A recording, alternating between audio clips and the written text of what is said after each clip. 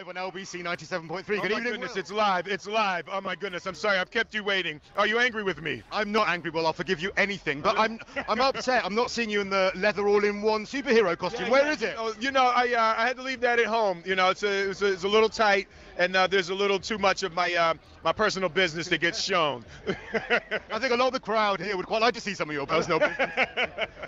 Now, your character plays quite a reluctant superhero. Yeah.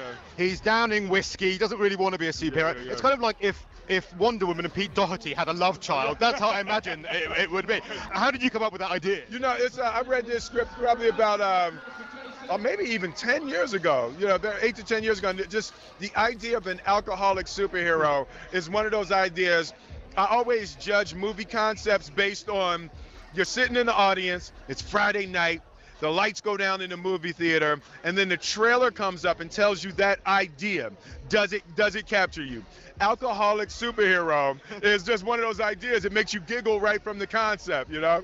Exactly. I can just see bar mats with it printed all over London. What were the superheroes you loved when you were growing up, Will? You know, one of my favorite was Ultraman, and nobody remembers Ultraman. I've never heard of that. Explain Ultraman. He was a Japanese thing, and it used to come on every day at 5 o'clock in Philadelphia. And Ultraman, you know, with Hayata, with the Beta capsule, and I keep saying that people are looking at me like, you know, like I've been drinking.